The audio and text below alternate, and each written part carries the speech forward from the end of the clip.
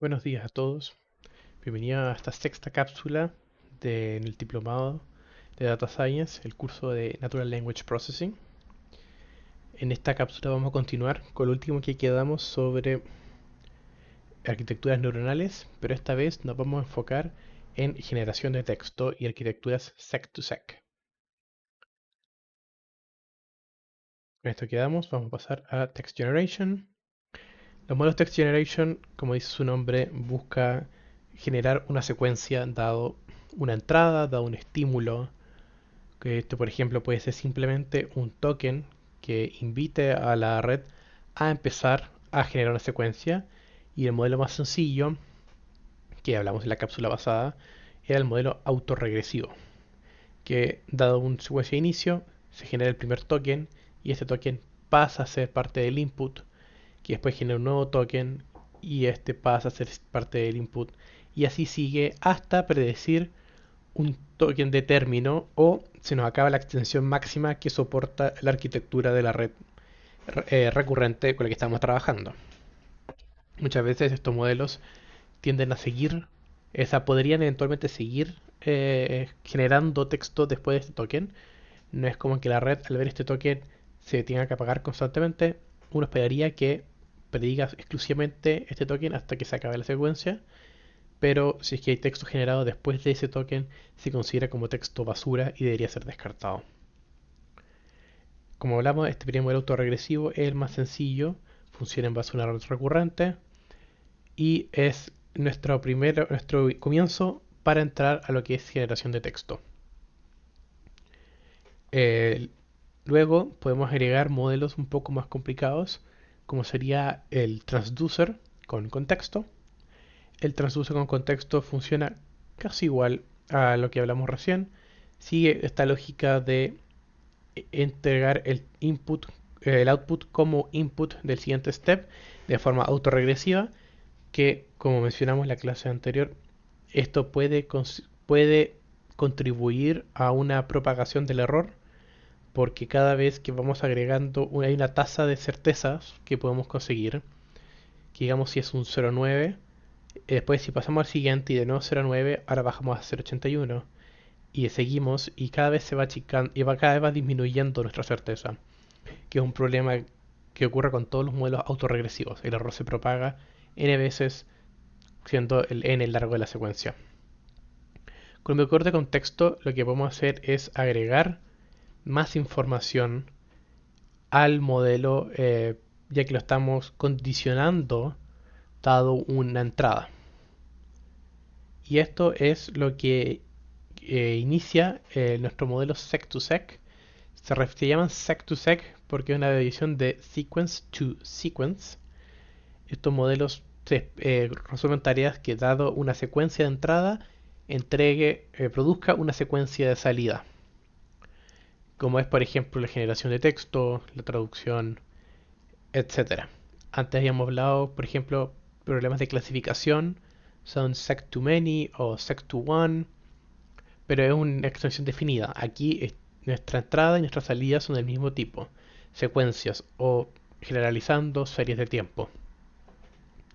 Y en el caso de estos modelos con contexto, como sería el sec2sec, tenemos un pedazo que es el encoder, que sería el que toma la entrada, la secuencia de entrada, la encodifica, por ejemplo, la transforma en un embedding o la puede en una representación latente, y se la entrega al decoder, que es esta segunda parte de acá, como un vector de contexto cuando hace su generación de texto de forma autorregresiva. Pero esto ayuda a mantener siempre información en todos los steps, que no se va a ir perdiendo, porque este vector de contexto se mantiene constante al proceso de decoding. Solamente es el proceso de encoding donde la secuencia original se transforma a esta representación latente que el decoder después va a utilizar. Uno podría después, con un encoder listo, separarlos y encodificar texto y decodificar secuencias por separado. Pero para el proceso de entrenamiento tienen que estar juntos.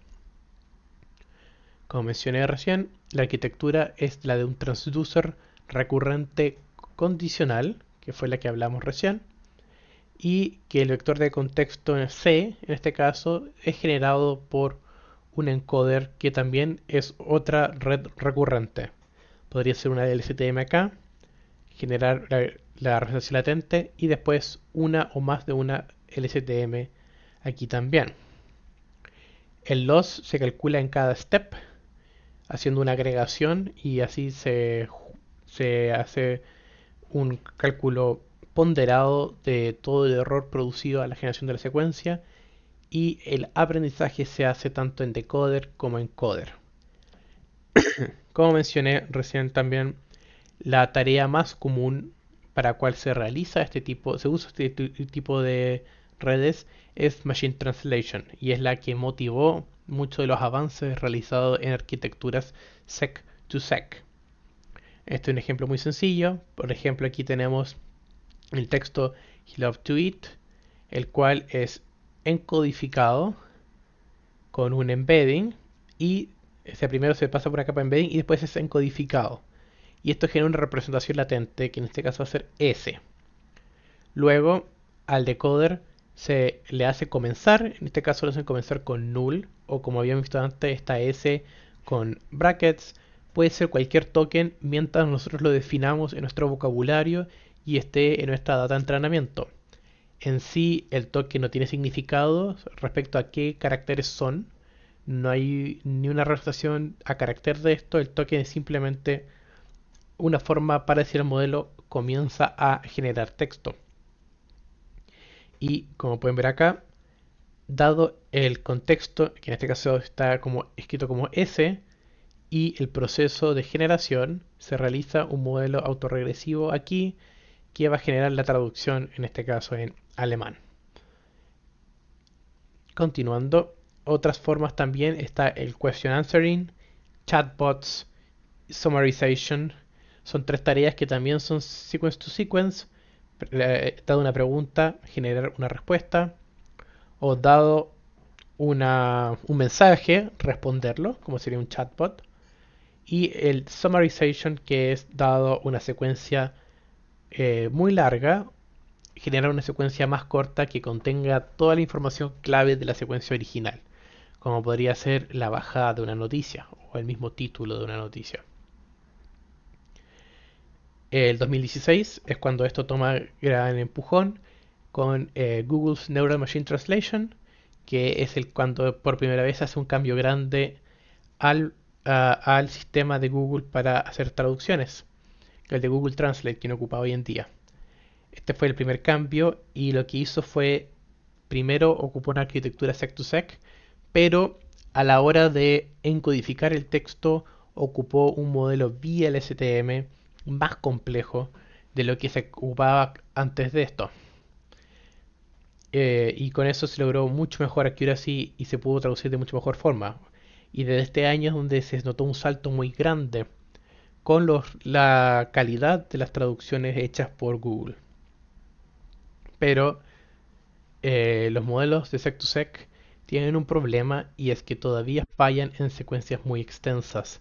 Cuando hay un contexto muy grande, la información se empieza a diluir y es un problema que hemos mencionado muchas veces y que ha sido uno de los problemas más grandes a resolver y que han inspirado mucho de lo que hoy en día se utiliza en NLP.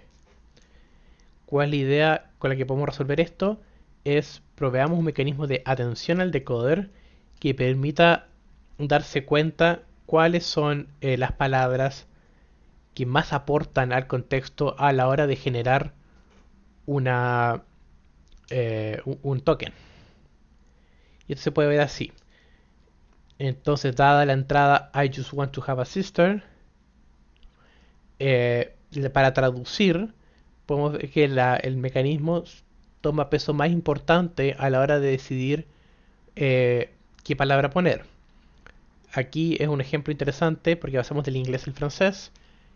El inglés, como lenguaje, no tiene género en sus palabras de forma intrínseca como lo tienen los lenguajes derivados del latín, como francés, el español, el italiano o el portugués, que cambia la forma de escribir ciertas palabras, como el un o una, que es en este caso une, se traduce a una. Y acá podemos ver cómo las distintas palabras hacen peso, que sería como los pesos de la red un poco, en esta capa de atención para decidir que es un y no la versión masculina un. Y podemos ver que A en inglés es la que más pesa, porque es la que decide que hay que agregar la palabra correspondiente, pero luego considera sister con mucho peso. Y eso condiciona a la red a elegir la versión en femenino de un, sería una. Y así se traduce a Je veux juste avoir un soir. Lo que permite hacer una traducción correcta y no perder esta coherencia o este mismatch entre géneros, como decir el mesa, el silla. Y en este caso estarías traduciendo a yo solamente quiero tener un hermana. Como dice Badanao, que propone el modelo de atención, esta arquitectura consiste en una red bidireccional como un encoder y un decoder que emula la búsqueda dentro de la sentencia original durante el decoding para hacer una traducción. Que recordando, el decoding es el proceso de tomar esta representación latente del encoder y generar una secuencia. ¿Cómo se ve esto de forma más práctica? Este es un ejemplo en Torch. Acá tenemos cómo se ve un encoder y tenemos nuestro input que hace un embedding y después pasa a ser una GRU en este caso, que puede ser otra red recurrente. Entonces toma los pesos, se carga los embeddings y se hace este matching entre token y embedding, que es lo que vimos para transformarlo en una representación más densa. Y después pasa por una GRU, que sería el proceso de encoding. Y así va a codificar toda la secuencia de forma también secuencial, ya que es una red recurrente y va ocupando la representación anterior para encodificar el siguiente token. Aquí se ve como aquí se definen las partes de la red y en forward definimos cómo es el paso, cómo se conectan también estos elementos para generar el output. Luego en un decoder, acá tenemos, instanciamos el decoder que recibe los embeddings, pasan por una GRU también, que es otra, esta es la recurrente, la Gate Regulated Unit, que es una LSTM un poco más sencilla, y después podemos hacer el output con una softmax, un output lineal que pasa después por una softmax, para hacer esta predicción sobre el modelo de lenguaje, que recordando el modelo de lenguaje genera es una probabilidad sobre el vocabulario donde todo suma 1 y que idealmente, y gracias a la softmax también, esperamos que una de las palabras sea la que más destaque, porque tenemos certeza a la hora de hacer la predicción, que eso sería el ideal. Nuevamente aquí vemos cómo pasa la data y tenemos un resultado, y este output es el que ocuparíamos para hacer la predicción, y el hidden que va a pasar al siguiente step una vez pasado la primera predicción. ¿Cómo se conecta esto y cómo se va tomando un poco la forma? Esto se ve ya mucho más complicado, pero aquí tenemos un attention decoder que empieza a incorporar más capas. Por ejemplo, empieza a incorporar dropout, que lo había visto en Machine Learning, que hace está descartado aleatorio de capa, de ciertos pesos dentro de la capa, para agregar ruido y generar robustez dentro de los modelos. Y aquí la capa de atención es una softmax que también pesa como por una especie de probabilidad cuál es el mejor de las palabras para considerar para hacer el proceso de decoding, que ocurriría acá abajo. Entonces se toma la entrada anterior, se toma el input del encoder también, y se procesa la capa de atención al momento de decodificar con la atención aplicada en este punto, y esto después se le entrega al decoder para poder generar la secuencia. Entonces, recapitulando, tenemos nuestra entrada, tenemos el resultado del encoder, Se aplica atención sobre la secuencia original para pesar cuáles son las palabras más importantes. Luego se junta esta información con el encoder y se le entrega al decoder para generar una predicción. En el siguiente step, esa predicción que se generó se devuelve el peso de la GRU para la siguiente iteración y se repite la atención mientras nos movemos por la secuencia. Ahora, estos modelos, cuando hablamos de atención, era siempre de una secuencia de entrada para generar una secuencia de salida. Pero acá vamos a dar el comienzo y solamente la idea de considerar de qué pasa si empezamos a prestar atención sobre la misma secuencia que estamos revisando para entender un poco su estructura.